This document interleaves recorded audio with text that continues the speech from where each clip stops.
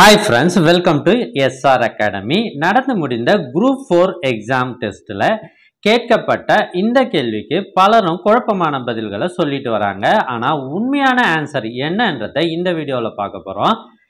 A மற்றும் B என்னும் இரு எண்கள் m/n எனும் விகிதத்தில் உள்ளன எனில் A மற்றும் B இன் மீப்போமா எது? இந்த கேள்விக்கு நிறைய பேர் ஆன்சர் ஆப்ஷன் டி அப்படின்னு சொல்றாங்க. அது உண்மைதானா அப்படின்றத பார்க்க போறோம். இந்த கணக்குல பாத்தீங்கன்னா இந்த இரு எண்களும் m/n என்ற விகிதத்தில் அமைந்துள்ளன அப்படின்னு சொல்லிட்டாங்க. அப்ப நம்ம ஏவை எப்படி எடுத்துக்கலாம் அப்படின்னா mxன்னு எடுத்துக்கலாம். அதே போல b என்னன்னு எடுத்துக்கணும், nxன்னு எடுத்துக்கணும். இப்ப ஏவுக்கும் பிக்கும் விகிதம் பாத்தீங்கன்னா m/n இருக்கும்.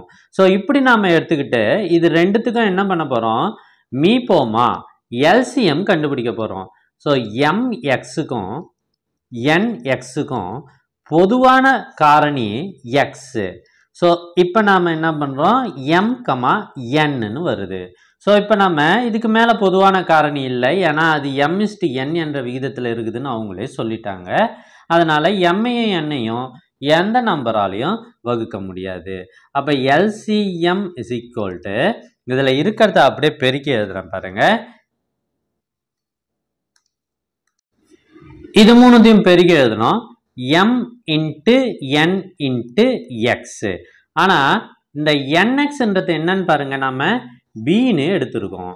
ஸோ ஆன்சர் m into nxக்கு பதிலாக bன்னு போடுறேன், mb. ஆப்ஷன் சி தான் சரியான விடை. நிறைய பேர் தப்பா ஏபின்னு சொல்றாங்க, அது தவறு.